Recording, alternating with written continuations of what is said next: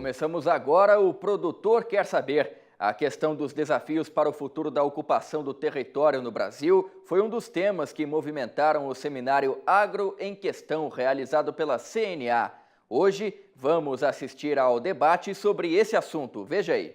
Eu acho que é fundamental a mensagem que nós queremos passar deste fórum, que é poder levar algo que é extremamente necessário para nós do setor agropecuário, em relação a todos os demais segmentos da sociedade, que é transparência, Richard. Eu acho que essa é a palavra-chave, até para que a gente possa evoluir nas comunicações, tanto interna entre nós, produtores rurais, como também com os demais segmentos da sociedade.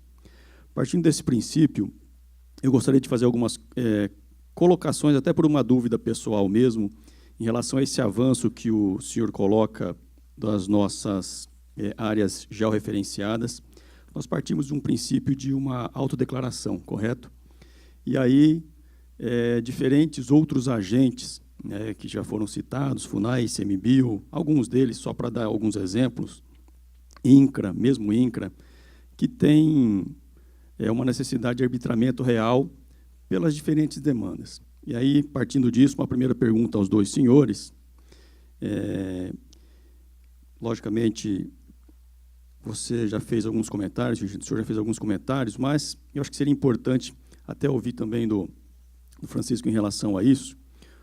Não existe um modelo ideal, mas qual que seria aquilo que é, na opinião dos senhores, atingível por parte dos produtores rurais, para que a gente possa atender as diferentes demandas por espaço que acontecem hoje aqui no Brasil. E alguns exemplos que eu já disse anteriormente, ICMBio, INCRA, FUNAI, e etc.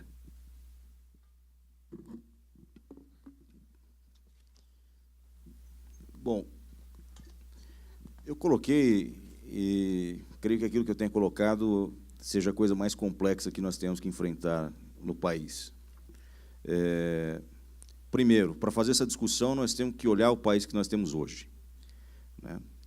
Todo tipo de afetação que nós temos no território nacional e qual é a demanda efetiva que nós temos ainda para as futuras afetações, né, para enxergar qual é o país que nós vamos ter daqui a 10, 15 ou 20 anos, né, e qual é o espaço que nós vamos ter, que nós teremos, né, para afetar esse território sem ampliar os conflitos.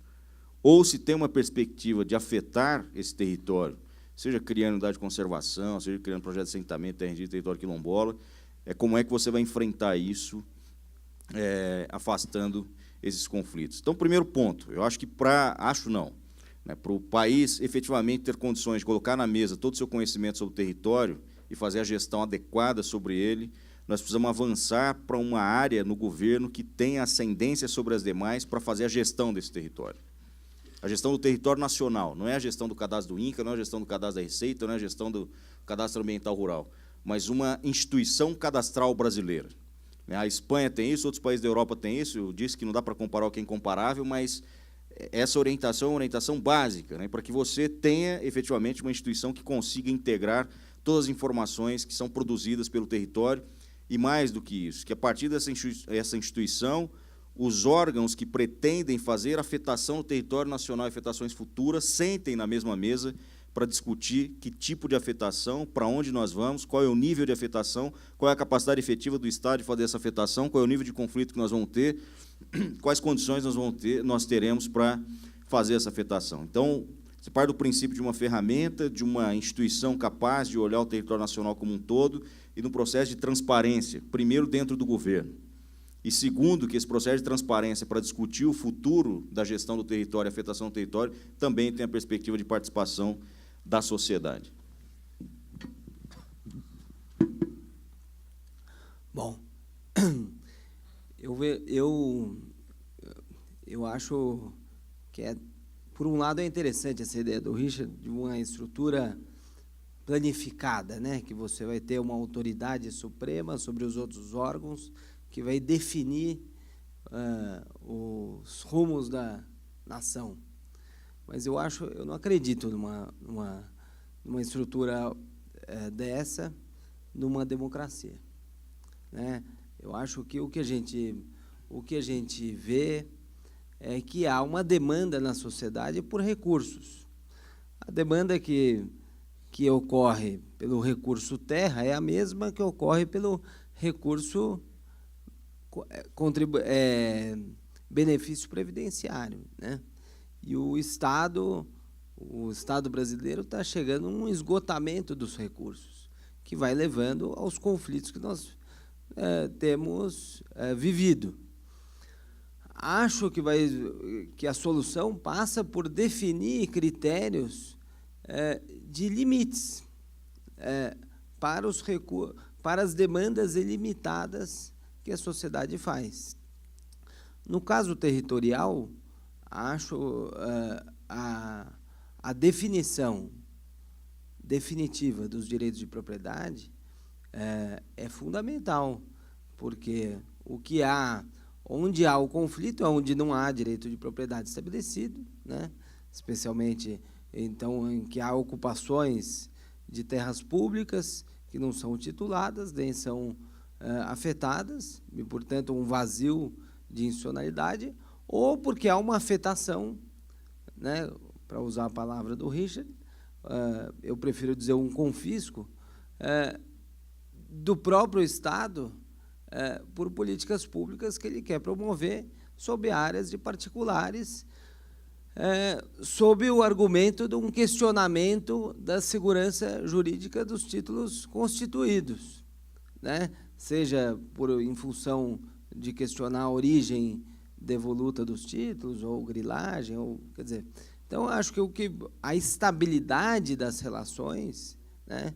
Isso não sou eu que estou inventando, uma construção jurídica do século XIX, que a estabilidade da sociedade depende da estabilidade das relações jurídicas.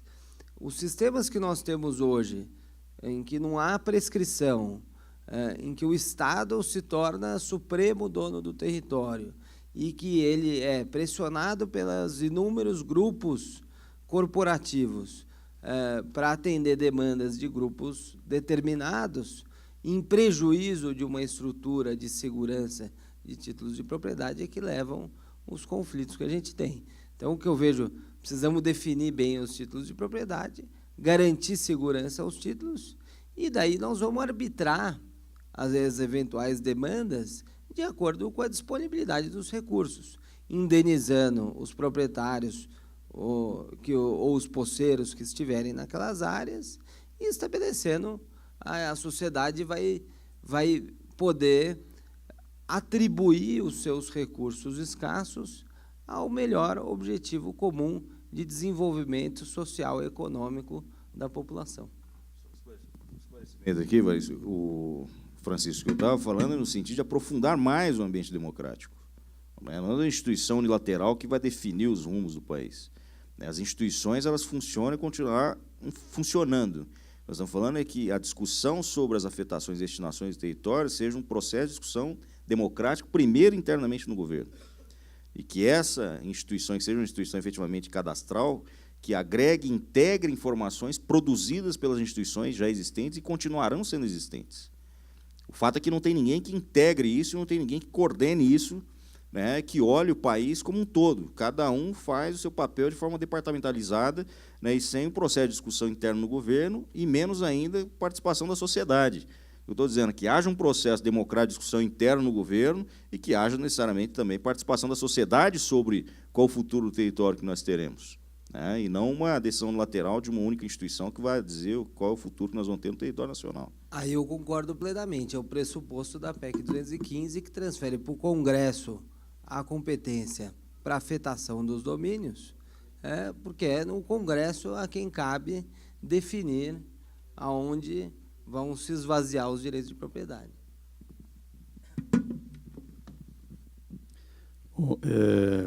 Uma pergunta para o Francisco Godoy, exatamente pelo fato de representar a sociedade rural brasileira.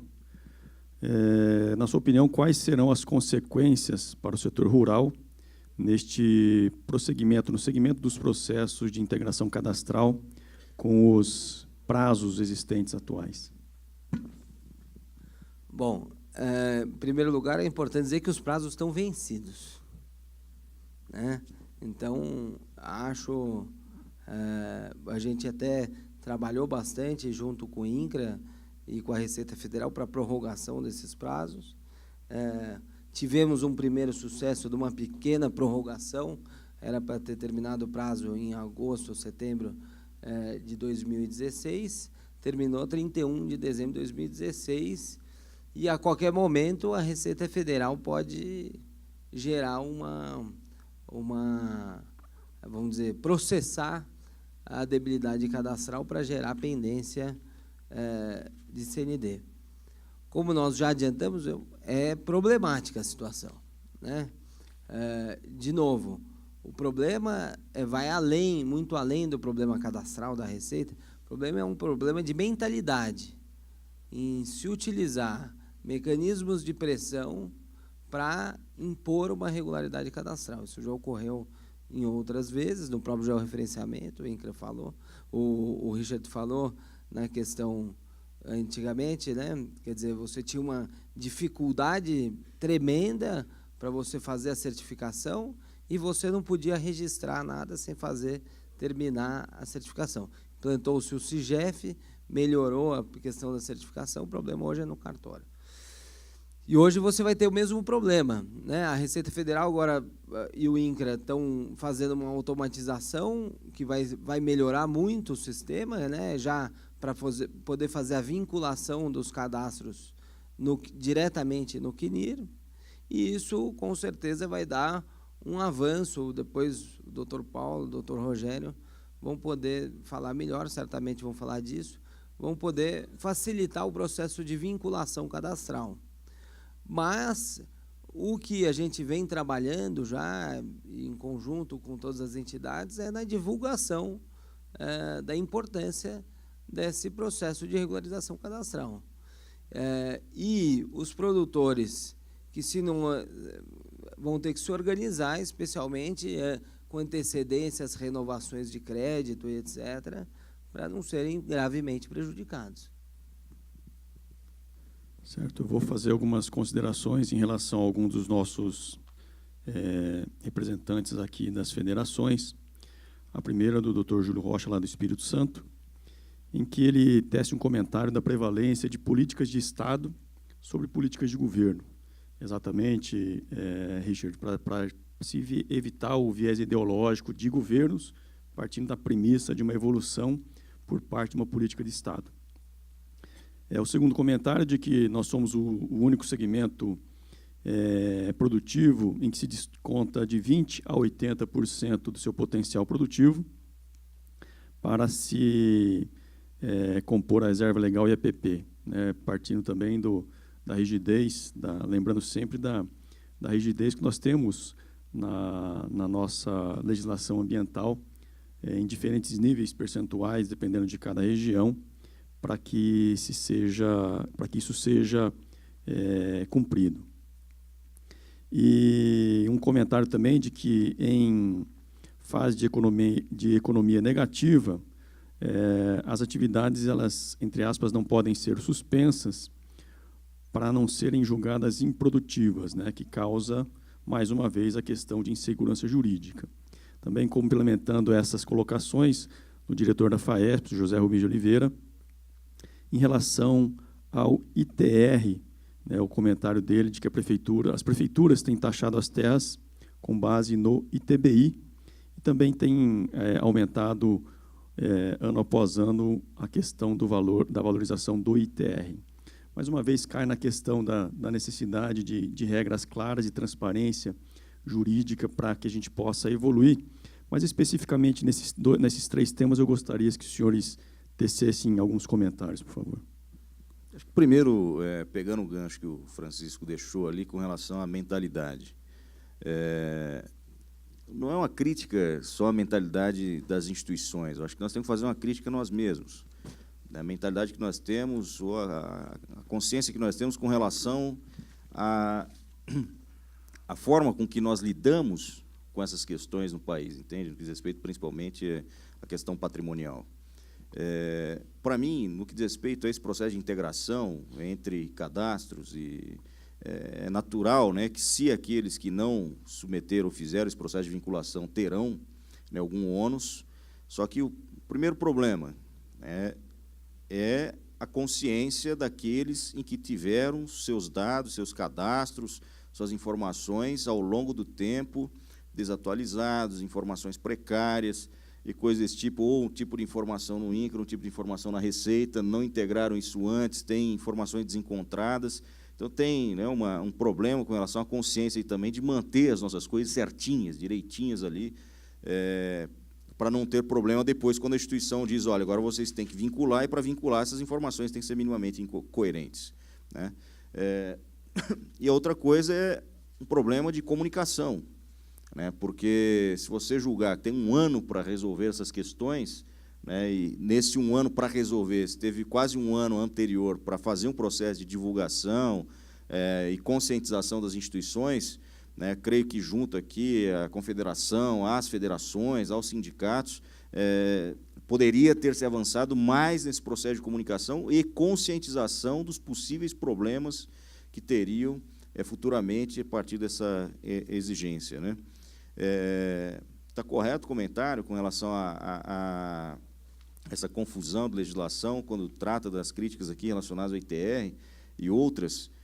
Nós temos um problema no país que é a ausência de valoração de imóveis. Em vários outros países se avança na discussão de um tema chamado valoração cadastral.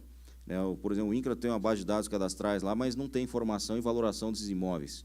A Receita Federal tem uma valoração a partir de informações declaratórias que também não dá para se levar como, né, mais verídica. Aí o município, depois de fazer o convênio com a Receita Federal, se sente ali empoderado na condição de determinar o valor a ser tributado.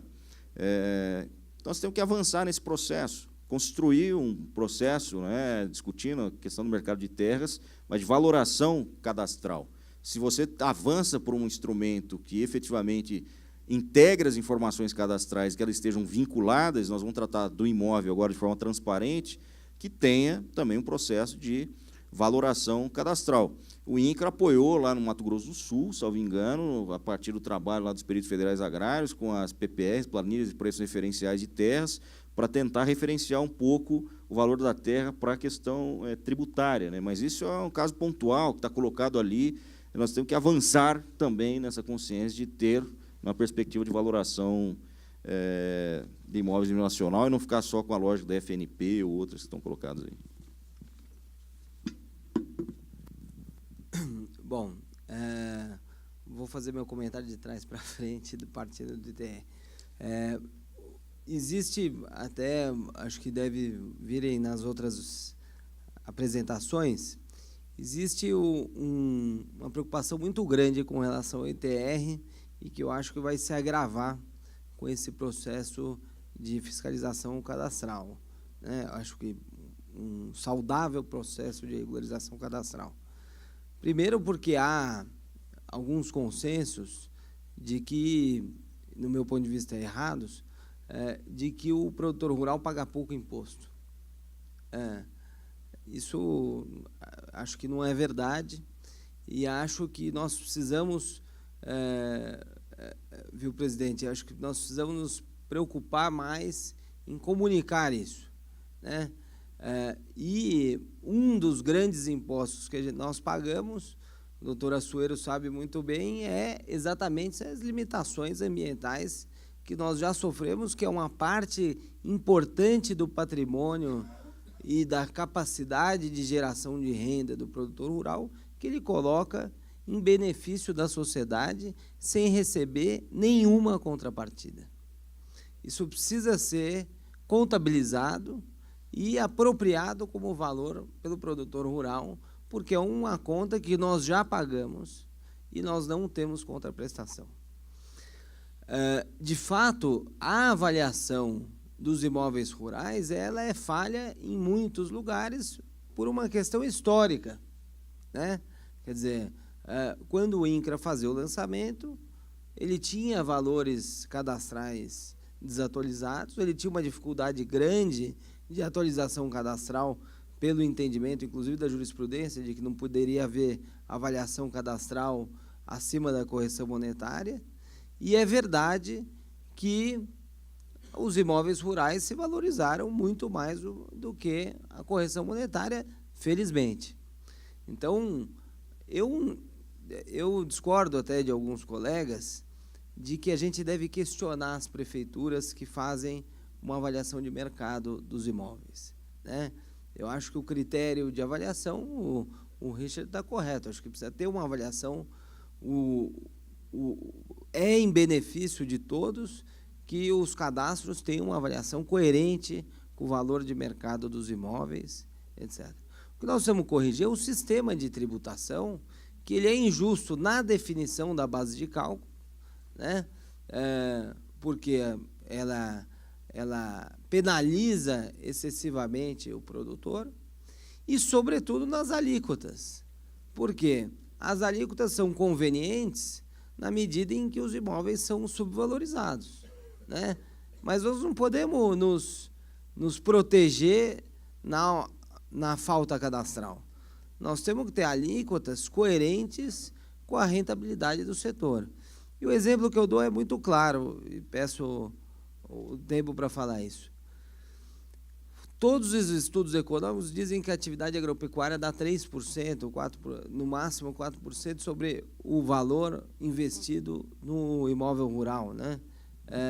Se você paga 0,5%, que é a alíquota de TR para imóveis produtivos, é mais do que dá 1/6 do seu rendimento direto para o imposto territorial rural, fora imposto de renda, fora contribuição social e fora todo o imposto que nós pagamos para a manutenção das áreas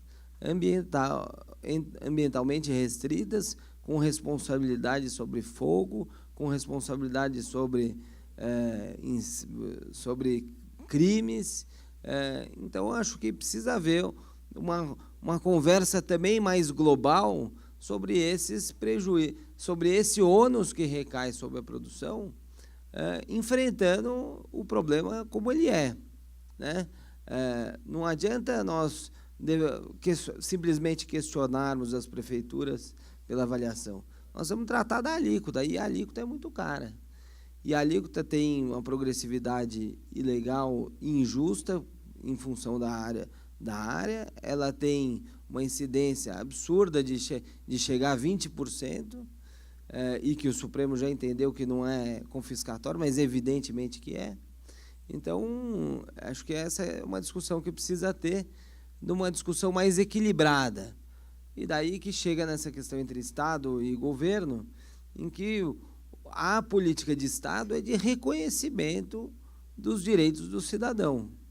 Você pode ter políticas públicas em que você tenha uma adversariedade teórica entre o indivíduo e a sociedade. Mas a estrutura de reconhecimento dos direitos, de fiscalização, precisa atingir uma transparência tal de equilíbrio entre o soberano e o cidadão. Obrigado.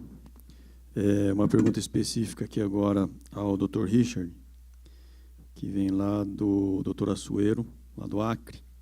A demanda por terras por parte de diversos segmentos, como, por exemplo, a reforma agrária, quilombolas, reservas ambientais, indígenas, etc., é fator de criação de conflitos por supostos direitos. Como conciliar esse interesse e como e quem deve arbitrar essas questões? Eu já coloquei essa questão aqui, primeiro, repetindo, né? A legislação agrária precisa passar por uma reforma, necessariamente. Se nós olharmos a legislação agrária, boa parte dela é da década de 60 e 70, né, em todos os seus aspectos. Porque nós trabalhamos com indicadores de módulos fiscais que foram construídos pela Unicamp na década de 70, se criou lá um outro indicador que é o módulo de exploração indefinida, que até hoje se tenta explicar direito o que é esse negócio, e as pessoas têm dificuldade de explicar, e depois vem o módulo rural, e as legislações que tratam de reforma agrária, a discussão indígena. Eu acho que, com todo o processo que nós tivemos, o mundo mudou, se evoluiu, o processo de ocupação territorial é outro, o tipo de ocupação territorial é outro, né, os níveis de conflito se alteraram, o nível de informação também se alteraram, o nível de organização dos movimentos sociais, das instituições se alteraram. Então, primeiro, necessariamente, eu acho que sabe, essa capacidade de olhar para a legislação que está aí e fazer essa crítica com participação social, né? A legislação que está aí, ela é capaz, eficiente, né, e adequada à condição e ao território que nós temos hoje no país, né? Enxergando isso, aí nós vamos conseguir apontar essas possíveis críticas. Olha, da forma que ela está, ela mais fomenta conflito do que reduz conflito.